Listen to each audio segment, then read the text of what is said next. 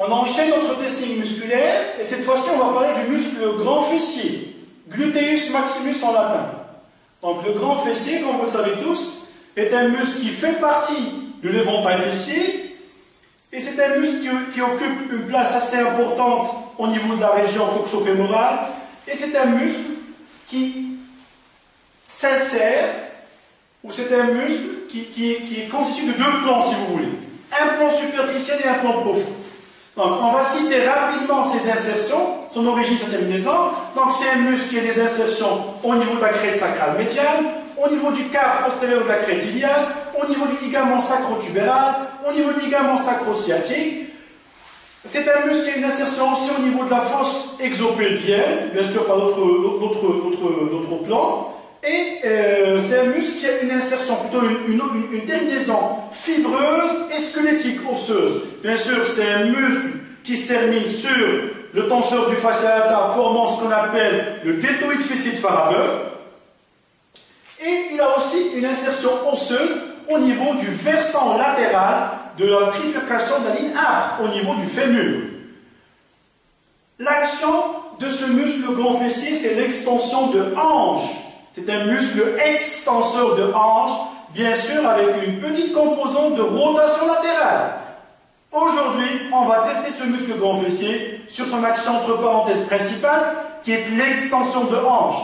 La rotation externe est une action ou une composante d'action accessoire que l'on va voir avec d'autres muscles. Donc, insistons sur l'action du grand fessier, qui est l'extension de hanche.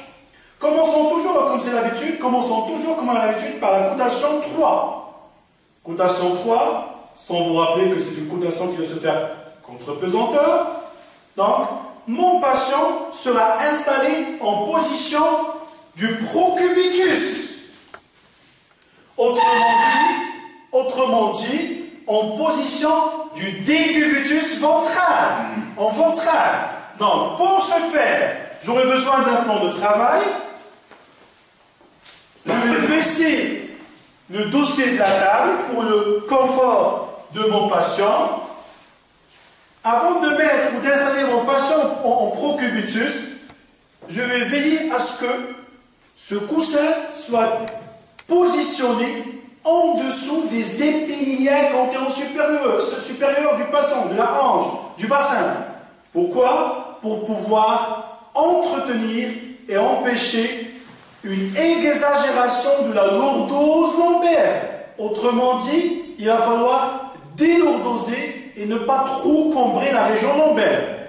Donc, le coussin, le patient qui sera placé en position ventrale, coussin sous les épiniliaques antéro-supérieurs, bien sûr, dans un but de maintenir et d'éviter une lordose excessive au niveau lombaire.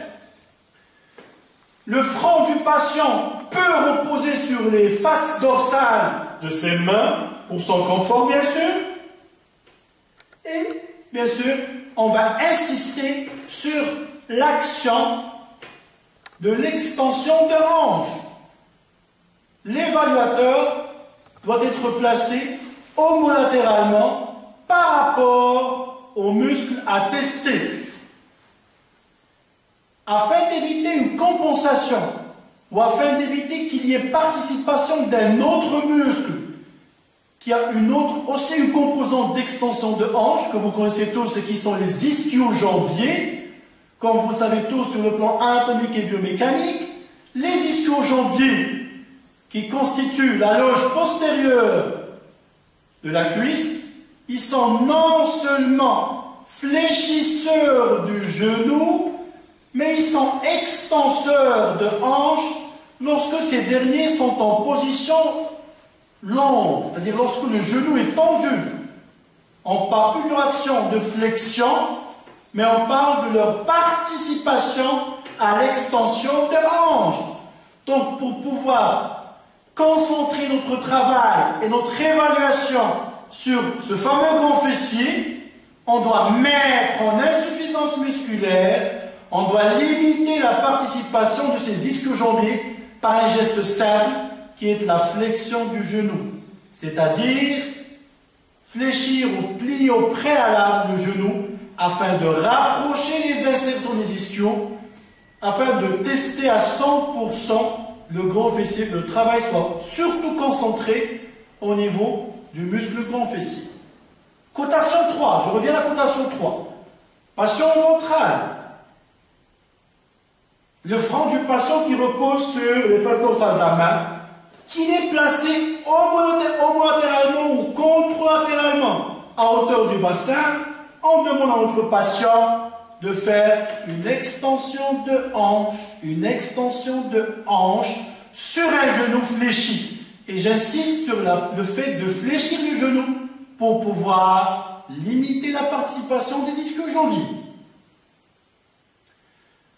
On en profite de la même installation ventrale pour parler de la cotation 4 et 5.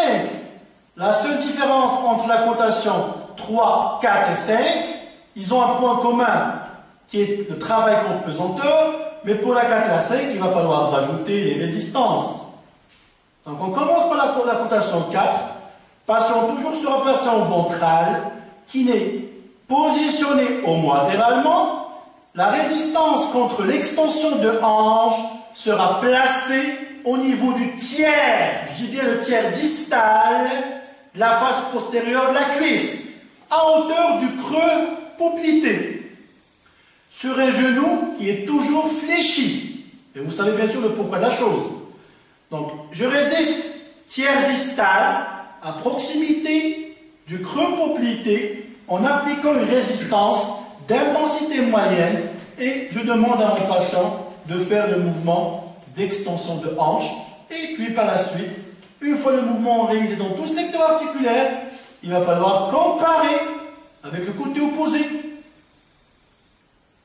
D'accord?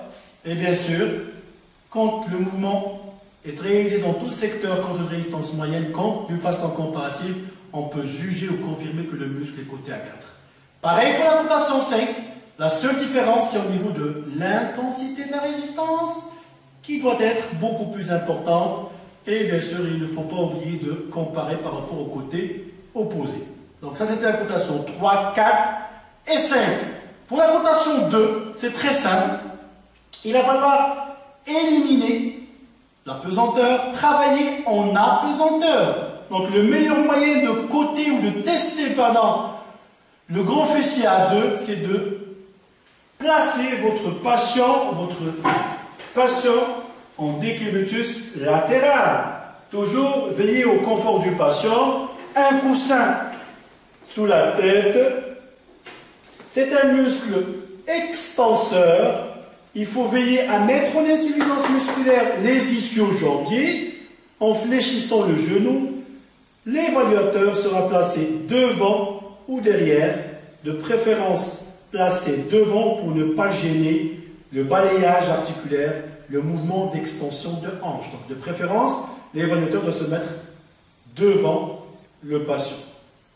Il va soutenir son membre inférieur, il va le prendre en berceau, il va le soutenir, il va remplacer le plan de travail et il va demander, il ne va pas aider. J'insiste sur le fait que l'évaluateur ne doit pas aider le patient, c'est un travail actif, dynamique, il n'a pas à aider, il ne fait que soutenir le membre afin d'annuler la pesanteur et en partant d'une flexion, on demande au patient d'aller dans le secteur d'extension sur un genou fléchi.